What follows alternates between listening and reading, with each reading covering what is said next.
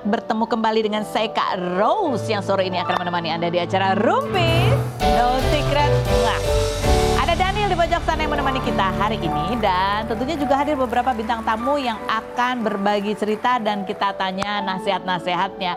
Salah satunya yang pertama ada Ustadz Syam. Assalamualaikum. Waalaikumsalam warahmatullahi wabarakatuh. Udah cukup tidur ya Ustadz ya? Alhamdulillah. Nanti kita mau tanya ya kegiatan Ustadz seperti apa biasanya karena kemarin sempat membagikan pada saat setoran hafalan sempat ketiduran. Oh gitu Itu videonya. Ustadz beneran emang pengalaman pribadi? POV. Oh POV. Kirain Ustadz juga suka gitu. Tapi kita kebacakan dulu ya untuk membahas apa yang lagi ramai di luar sana yang menarik perhatian publik. Baik itu untuk hal-hal yang datang dari dunia nyata maupun dari dunia maya.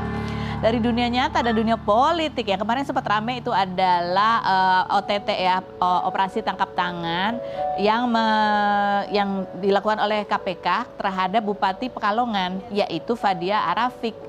Nah, kenapa ini jadi rame? Karena kebetulan Fadia Arafik ini juga adalah kakaknya Fairuz Arafik, putra dari pedangdut legendaris Arafik, begitu ya. Dan ya ini kemudian jadi menarik gitu karena orang langsung flashback, oh dia dulu kan penyanyi ya gitu. Jadi ditangkap-tangkapnya tanggal 3 Maret terus sampai ada adegan kejar-kejaran gitu, ketangkapnya pada saat lagi ngisi ngecas itu ya mobil listrik gitu. Ini ada artikelnya bunyinya gini, kena OTT Fadia Arafik klaim tidak tahu aturan karena dia merasa dia tuh latar belakangnya pedangdut. Itu sempat ini ada. Kalau kata KPK kemarin kasih keterangan modusnya adalah misalnya ada pengadaan apa gitu ya. Tapi ya caranya adalah dengan yang ngerjain pengadaan itu adalah sebuah perusahaan yang dimiliki oleh yang ada kaitan keluarga lah sama Bupati Pekalongan ini gitu. Jadi istilahnya gini, ya pakai perusahaan ibu.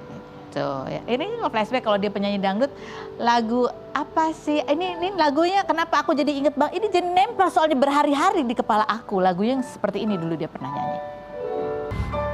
Kenapa aku jadi salah fokus? Karena itu dancer-dancernya aku kenal.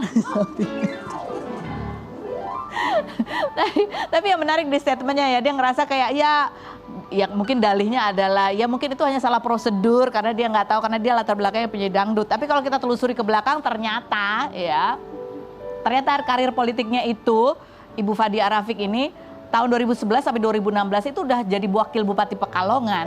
Terus kemudian dia juga ketua KNPI Jawa Tengah, pernah jadi Bupati Pekalongan juga di periode yang kemarin 2021-2026. Gimana sih 2000 ya. Terus nah ini adalah periode yang kedua gitu. Masa iya nggak tahu udah berapa lama ini udah 15 tahun, hampir 15 tahun ya. Terus dan yang menarik juga adalah sebelum ini terjadi gitu sempat ada percakapan di sosial media yang kemudian orang juga jadi ingat lagi gitu. Jadi saat itu ada netizen yang nulis di Instagramnya, Bu mau lapor jalan dari Pasar Bojong ke Surabaya. Jalannya rusak, banyak berlubang, cukup dalam sekitar 4-7 cm, ada sekitar 20-an lebih lubang. Terus nah itu ada yang komentar lagi, dia bilang gini, ini orang lain lagi yang komentar ya, peresmian rumah sakit Ki Ageng Sedayu kapan Bu? Kabarnya anggaran sekian orang metu gitu, maksudnya kabarnya anggaran sekian itu nggak keluar. Terus waktu kemarin ono acara neng kayak tandan itu dipanggil orang teko, maksudnya ada acara kok nggak datang katanya gitu. Kenapa Bu? Takut diperiksa kah gitu. Nah ini kemudian responnya itu cukup galak ya, walaupun hashtagnya ditulis oleh admin katanya gitu. Mulutmu kalau ngomong aja kurang ajar, diperiksa apa enggak hukum kok kue mengko gitu. Dia justru ngancem ya, si admin ini justru ngancem. Nanti kamu yang diperiksa hukum ya. Urusan anggaran rak kelar, anggaran opo, jangan sampai dicari kowe ra iso kasih pertanggungjawaban omonganmu katanya gitu. Admin, ini adminnya perlu dicari ini ya. Ini admin kok begitu jawabnya ya kan? Admin kan harusnya mewakili pejabat yang di adminin gitu. Masa iya pejabat ngomongnya begini kan? Gitu ya. Terus nah ini kalau orang juga kemudian jadi menggali-gali ternyata emang keluarga anak-anaknya Arafik ini banyak memang yang aktif di dunia politik, di partai politik, bahkan banyak juga yang menjabat. Tapi ada juga ternyata yang pernah terlibat juga terjerat kasus korupsi yaitu kakaknya yang namanya Fat El Fous gitu ya, tercatat pernah menduduki posisi penting di Ormas dan Saya Partai. Dia pernah divonis penjara 2 kasus korupsi, yaitu di tahun 2017 dan 2012. Nah ini karena berita ini berseliweran, ramai, kemudian banyak orang juga komen di Instagramnya Virus, tanya kenapa sih Virus, bukannya kakaknya tuh dinasehatin gitu kan, dan lain sebagainya. Dan ini yang memicu kemudian kayaknya Sony juga akhirnya bikin postingan untuk membela istrinya. Seperti apa postingan Sony Septian? Berikut ini kita lihat. Kita baca komentar netizen ya, berikut ini. Islami bener neng, noh kakak ente korup. Ini postingan di tempatnya Virus begitu ya. Terus dijawab ini sama Sony, iya Masya Allah istri saya muslim yang taat gitu. Yang berikutnya, ujian bisa menimpa siapapun, jangan takut kalau kita berdiri di tempat yang benar. Yang berikut komentarnya ada lagi, setuju Ki aja sama adekku gitu, capek bilangin walaupun dia salah atau sesat tapi tetap beda prinsip, ya gimana lagi, namanya juga manusia, adik kakak pasti ada yang belok. Yang berikutnya ada lagi komentarnya, gue suka nih laki begini, gak usah diminta tapi maju sendiri buat istri. Yang berikutnya ada lagi, iya walaupun itu saudara kalau misal salah ya jangan dibenarkan ya kak, katanya gitu. Karena banyak juga yang kemudian jadi menyeret-nyeret Virus karena ada rumah sakit keluarga, ada 4 rumah sakit keluarga gitu yang dimiliki, dan itu dituding kayak, nah ini rumah sakit biayanya dari mana nih gitu ya. Apa ada komentarnya? Gak ada? Gak ada. Ya begitulah, kita langsung ke Ustadz Syam aja ya. Kita lihat profilnya berikut ini. Kita tadi sambil lihat itu video-video Pak Ustadz yang dari dulu sampai sekarang kayak Pak, wah kurus nih, dulu belum nikah, belum ada yang ngurus gitu. Belum lagi lihat waktu 2015 pertama kali di Islam itu udah. Berapa tuh beratnya, berat badannya? Enggak, pokoknya 45 apa ya? 45 berat. Kasian. Sekarang udah beda. Ini ada videonya Pak Ustadz yang dibagikan yang kemudian juga ramai dikomentari orang. Kita lihat yang berikut. Biasa terjadi ya di kota besar ya Pak Ustadz di saat Ramadan. Ini tapi Pak Ustadz ini pernah ngalamin juga kayak gini nggak? Oh iya, ini asli. Ini asli. Ini asli. Jadi kan ada tren tuh. Tren awal-awal Ramadan kemarin tuh pakai lagu itu. Terus setoran udah jus berapa gitu. Terus aku mau bikin kan, gimana mau khatam nih orang baru, nggak bakal nyampe-nyampe ngulang itu. Akhirnya aku videoin diriku kan, kenapa aku nggak nyampe-nyampe 1 halaman ya? Pas aku videoin, ternyata aku ketiduran pas bacanya.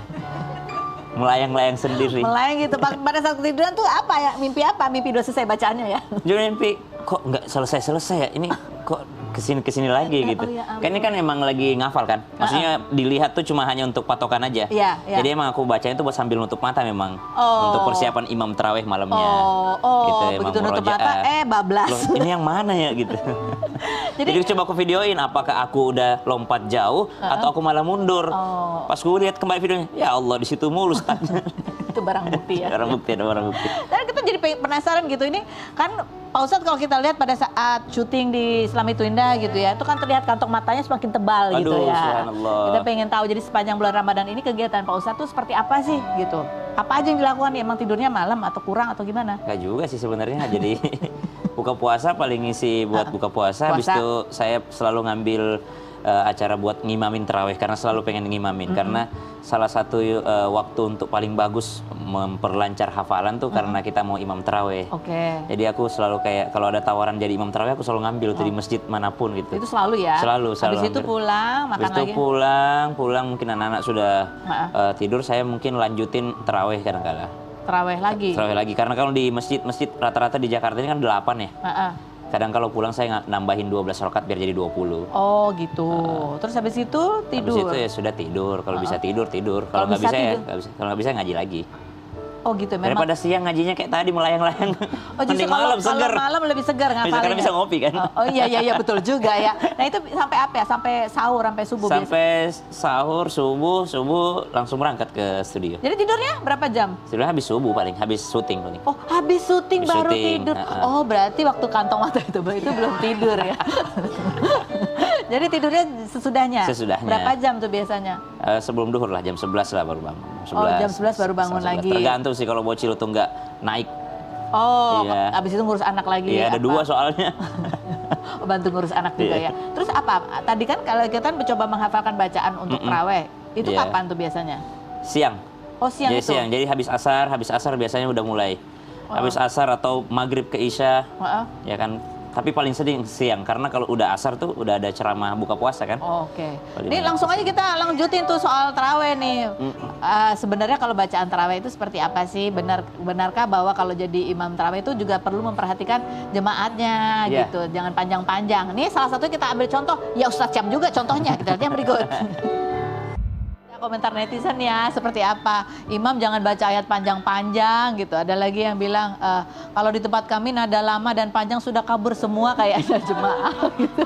Ada lagi yang bilang, Pak Ustadz bacaan suratnya yang panjang, bacaan surat yang panjang kasihan yang udah tua berdiri lama-lama takut gak kuat, kasih surat pendek aja. Yang berikutnya, udah ini aja. Gimana Pak Ustadz kalau melihat ini? Saya ngimamin di situ tuh semenjak masjid itu berdiri 4 tahun yang lalu.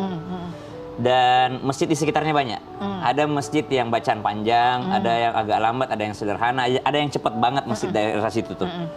Jadi emang makmum tuh emang dipersilahkan memilih. Kalau pengen yang cepat yang sholatnya di sini, pengen yang lambat sholatnya di sini. Dan belum pernah sih selama saya imam tuh ada yang bilang panjang tuh, yang bilang panjang cuma netizen doang. Kalau imamnya di masjidnya Pak Ustadz nggak ada ya? Nggak pernah sih, karena memang mereka manggil imam dari luar semua. Karena memang mereka ada. Bahkan waktu tahun berapa itu saya imam di Masjid Kubah Mas itu memang sejuz semalam. Jadi 1 rakaat itu 1 halaman. 1 juz 1 malam. Jadi emang selesai 30 juz untuk 1 bulan Ramadan. Dan itu jamaahnya bukan orang sekitar. Orang Medan ngontrak di samping Kubah Mas, orang pada ngontrak. Jadi sengaja memang. Sengaja datang karena ingin mengkhatamkan Quran di sholat tarawihnya. Jadi memang tergantung apa ya kapasitas jamaahnya gitu ya. Jadi karena di Indonesia masjid banyak, silahkan memilih kalau mau yang cepat ya. Ada masjid yang ini, ada yang ini. Iya. Nah ini ada yang berikut lagi nih Pak Ustadz. Ini tentang seorang Muslim yang membagikan pengalamannya. Dia kerjaannya pada saat kapanpun itu adalah mencicipi makanan, termasuk saat di bulan Ramadan. Jadi dia menceritakan bagaimana ketika dia harus mencicipi makanan di bulan Ramadan. Kita lihat videonya. Ini komentar netizennya ya, ini mungkin juga kita tanyain ke Pak Ustadz nih, makruh nggak sih katanya gitu. Yang berikutnya, emang boleh gitu ya gitu. Ada lagi komentarnya, lah batal itu gitu. Nah kita tanya aja sama Pak Ustadz, jadi gimana Pak Ustadz kalau kayak gitu? Makruh menuju batal kalau tidak ada tujuan. Oh, kalau tidak ada tujuan. Kalau tidak ada tujuan, makruh menuju batal bahkan. Sampai haram bahkan. Kalau tidak ada tujuan, iseng doang gitu. Kata dalam Islam boleh ngicipin makanan, iseng nggak boleh. Tapi kalau bagian dari tugas? Bagian daripada tugas, seorang istri yang akan masak buat keluarganya gitu ya. Atau misalnya saya punya anak toddler, mau ngasih makan, kalau nggak aku cicipi dulu ntar kepedesan dia. Itu ada tujuannya gitu. Jadi itu nggak apa-apa? Nggak masalah. Asal? Setelah dicicipin dibuang. Ya. Saya malah lebih ngeri lihat videonya waktu dia cuci. Waktu dia kumur yang pakai air itu, saya lebih malah takut masuk yang itu malah. Jadi mestinya kalau habis itu ya tinggal dilap ataupun ya berkumur boleh, tapi jangan sampai berkumur yang sampai ke kerongkongan gitu. Jangan sampai pakai air gerucok gitu ya. Itu malah lebih serem. Itu yang udah bahaya. Kalau sikat gigi di siang hari? Boleh saja. Tidak ada masalah. Cuma ya? Makruh kalau sudah lewat sholat duhur. Kalau pagi mau berbangun membiasakan. Boleh. Asal jangan tiap jam. Ya. Sedangkan siwak saja yang tidak ada rasanya, itu kalau sedang berpuasa lebih baik dihindari saja. Kenapa begitu? Apalagi pasta gigi kan ada rasanya gitu, ada flavornya. Jadi lebih baik dihindari karena sifatnya orang berpuasa itu sebenarnya lemah. Mohon maaf ini bau mulut itu emang sudah sifat fitrahnya itu. Jadi memang dimakruhkan pakai parfum, dimakruhkan kita terlihat segar tuh dimakruhkan sebenarnya. Iya, justru kita harus di hadapan Allah tuh kita kayak, duh lapar banget. Jadi kalau ada kecil ngeluh jangan ditegur. Emang begitu. Ada anak yang aduh lapar banget mah, aduh nggak kuat nih. Emang begitu, Allah senang malah lihat dia tuh. Begitu, jadi jangan diseger-segerin. Jangan kayak sok kuat gitu, nggak usah. Ya emang kita dilatih buat lapar. Jadi nggak boleh kelihatan kayak, wah aku pasang bulu mata biar melek gitu, nggak usah ya. Maksudnya ya udah gitu, kalau ya memang makruh kalau udah sikat gigi diseger-segerin, terus pakai face mist untuk seger-segerin. Jadi seadanya saja, karena memang kita memperlihatkan bahwa di hadapan Allah saya memang jelek dan lemah gitu. Di hadapan Allah ya, bukan di hadapan manusia ya. Iya. Yang berikutnya soal hampers nih. Ini gimana nih kalau dari pandangan Pak Ustadz ya? Ini ada lucu sih konten netizen soal hampers. Kita lihat nih, dia bilang gini, we listen, we don't judge ya. Nggak suka dikasih hampers, pusing aku mikirin balikinnya. Terus reaksi netizen kita baca yang berikut. Nggak berharap dikirim balik sih, karena niatnya emang ngasih. Tapi kalau emang nggak dikirim balik, beneran ya, cukup tahu aja.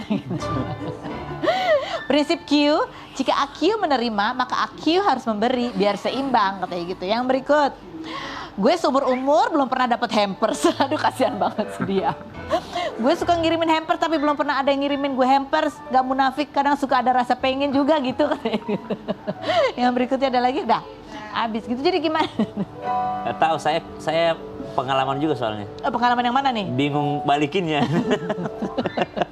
Banyak Karena yang yang ngirim kan kayak bukan hanya bingung balikinnya ya, bingung storyin-nya. Ntar kalau yang satu di storyin, yang satu nggak enak gitu. Iya, Terus iya. banyak banget gitu kan. Masya Biasanya Allah, banyak banget ya Pak Ustadz. waktu awal Alhamdulillah. nikah. Oh, waktu awal nikah. Waktu insight-nya tinggi. Sekarang udah nggak terlalu kan. Oh, dikirim memang untuk diposting Iya ya. benar.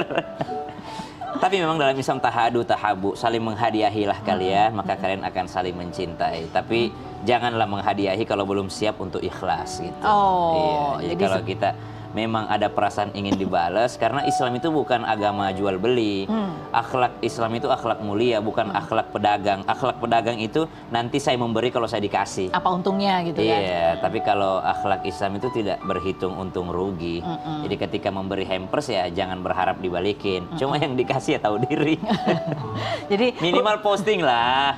Jadi Nyenengin hukumnya, orang. hukumnya untuk yang memberi adalah ya harus ikhlas, tapi Ikhlas. untuk yang menerima Tahu diri. tahu diri Minimal aja. mendoakan. Minimal mendoakan, ucapan terima betul, kasih khudh gitu min ya. amwalihim shadaqatan tutahhiruhum wa tuzakkihim biha wa shalli alaihim. Kata Al-Qur'an, kalau kamu ngasih orang miskin sedekah atau orang sedekah, jangan kau minta dia doain saya dong. Tapi yang dikasih tahu diri dong, doain dia gitu. Jadi doain. jalankanlah tugasnya masing-masing Betul begitu sekali. ya. Kita masih akan ngobrol sama Pak Ustadz, ini berkaitan juga dengan kondisi saat ini nih Pak Ustadz. Ya. Ada banyak berita di luar sana, perang, ada kekhawatiran tentang perang dunia ketiga, jadi kekhawatiran tentang kiamat dan lain sebagainya. Sehingga kalau dari sisi duniawinya gitu banyak orang yang ngerasa mengalami panic attack.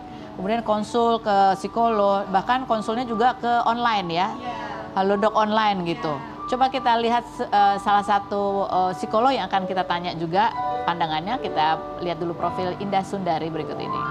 Kita sudah bersama dengan Indah Sundari. Assalamualaikum. Waalaikumsalam.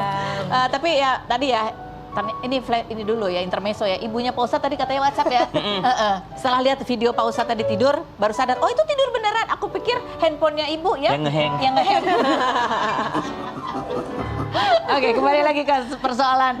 Kita lihat ini beberapa postingan ya, war anxiety, kendali, gejala, dan cara mengelolanya. Ini ada beberapa hipnoterapis yang juga membagikan ceritanya gitu ya. Sudah mulai ada beberapa klien yang datang ke saya karena anxiety, membayangkan perang dunia ketiga akan segera datang. Ada yang relate juga ini enggak gitu. Ada lagi ya komentar, ada lagi satu lagi nih dokter juga. Ada gak sih yang pernah nemu pasien EGD datang dengan anxiety karena mau World War III gitu ya.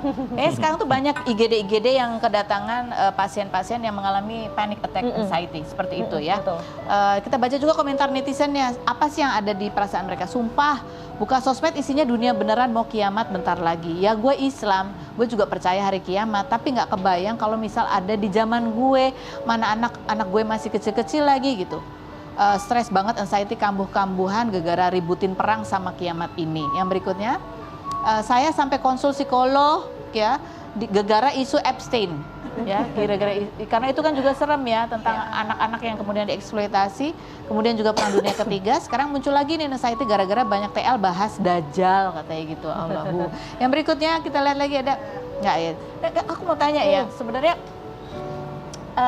apa sih yang dihadapi orang tuh sampai dia mengalami anxiety ketika membaca berita dan kemungkinan perang dunia ketiga? Jadi itu sebenarnya gini Kak, kita kalau ngomongin anxiety itu kan dimulainya dari segala sesuatu yang tidak pasti dan tidak bisa diprediksi ya gitu. Kalau sekarang nih kan lagi banyak berita tentang perang dunia ketiga, terus tadi isu Epstein dan lain sebagainya, Kiamat, Dajjal. betul. Ini kan sebenarnya hal-hal di luar kontrol dan kendali manusia gitu. Jadi ketika hal ini terjadi, apalagi paparan sosial media juga cepet banget gitu kan, informasi yang ini belum selesai diproses, muncul informasi lain terus-terusan, itu yang akhirnya ngebuat banyak orang cemasnya ini numpuk, nggak selesai-selesai, akhirnya jadinya ke gejala-gejala anxiety, permasalahan-permasalahan anxiety akhirnya gitu. Ini kelompok masyarakat yang seperti apa sih yang biasanya memang lebih mudah beresiko mengalami anxiety atau panic attack ini? Sejujurnya mungkin kelompok masyarakat yang sering banget buka sosmed ya. Oke. Gitu loh. Karena kan informasi itu paling cepat dari sosmed dulu kan. Jadi semakin banyak kita buka sosmed, semakin banyak informasi yang kita baca, apalagi kan sosmed tuh mainannya algoritma nih gitu. Kita searching misalnya satu berita tentang perang dunia gitu kan. Nanti kan pasti berita-berita berikutnya, informasi berikutnya yang muncul yang relatable gitu, yang kurang lebih sama. Itu yang jadinya malah bikin makin cemas gitu. Semakin banyak kita menghabiskan waktu di sosial media, kita semakin terkukung di situ, akhirnya jadinya kita lupa sama realitanya gitu. Akhirnya masuklah ke situ. Ya soalnya efek dari algoritma ketika muncul lagi berita itu lagi, jadi seolah-olah kita yang nggak ngerti jadi gini, beneran ini ya, banyak banget ini beneran, kayaknya ini lagi tren banget, ternyata itu FYP di algoritma dia. Gitu kan. Nah ini bagaimana kemudian caranya apabila serangan itu muncul, apakah ada pertolongan pertama gitu supaya itu tidak menjadi tumpukan-tumpukan masalah mental lainnya gitu ya. Kita akan bahas yang berikut ini, jangan kemana-mana, tetap di Rumpi No Secret.